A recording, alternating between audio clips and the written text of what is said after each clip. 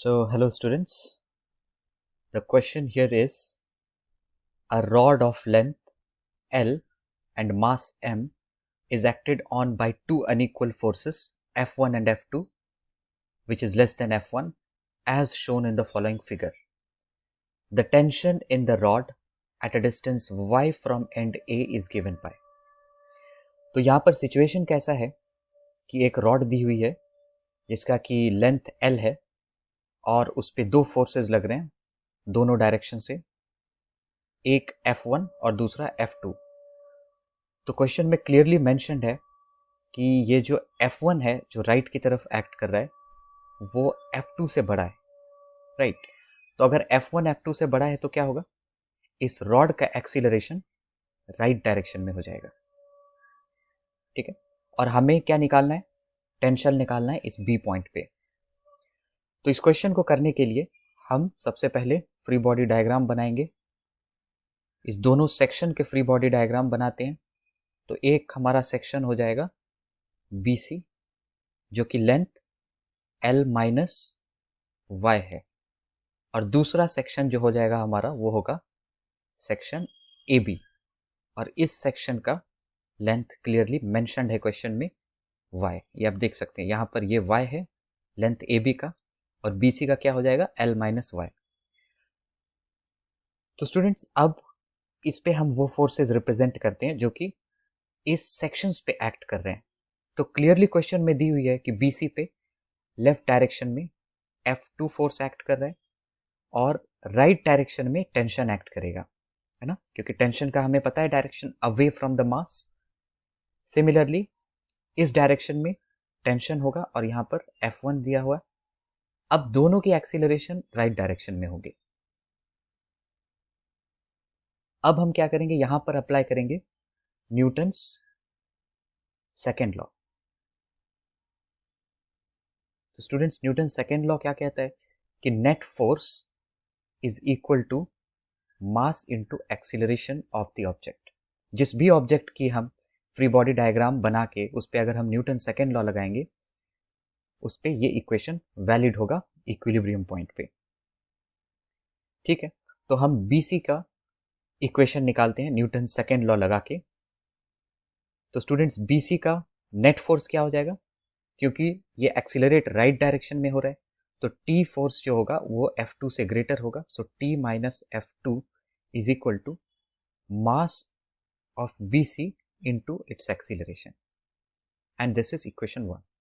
Similarly AB block का Newton second law अगर हम इस पे लगाएंगे तो उस पे नेट फोर्स क्या होगा, F1 minus T is equal to mass of AB into A, और ये हमारा सेकेंड इक्वेशन हो गया।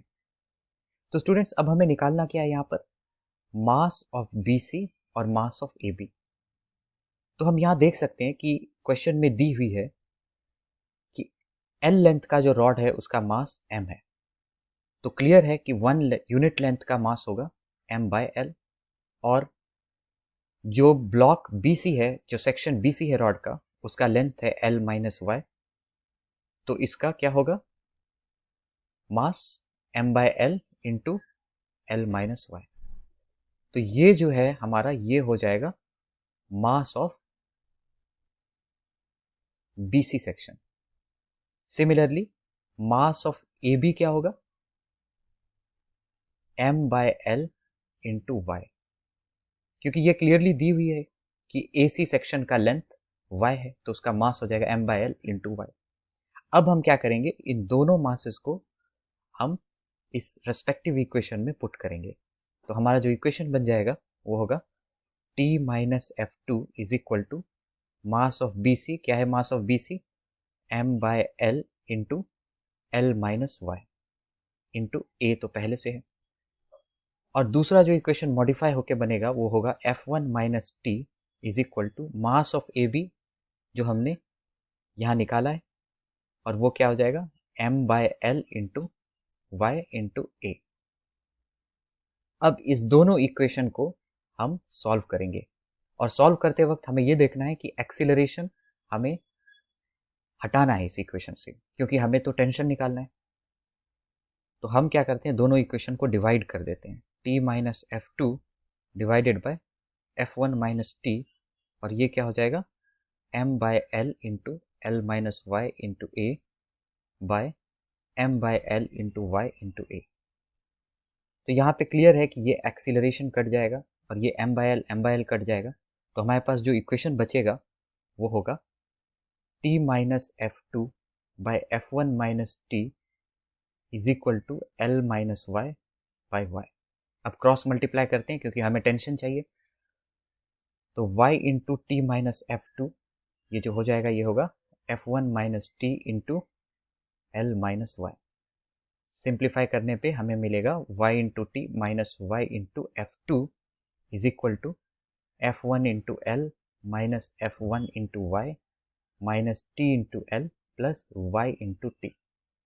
अब इस फाइनल इक्वेशन को अगर हम ध्यान से देखें तो ये वाई टी और वाई टी कट जाएगा, और इस एल टी को हम लेफ्ट में लाते हैं तो हमारे पास बनेगा L T is equal to F one, जो कि कॉमन हो गया एल माइनस वाई, और इधर से ये term Y F two right में आ गया। So how do we get T, कैसे मिलेगा टी हमें, एल से जब दोनों साइड को हम डिवाइड करेंगे, so F one into L minus Y by L plus F two into Y by L. तो यहाँ से जो टेंशन मिलेगा हमें वो हो जाएगा F one into one minus Y by L plus F two into Y by L. तो अगर हम अपने ऑप्शंस को देखें तो ये ऑप्शन नंबर 1 करेक्ट होता है। Okay, hope you understand students, thank you.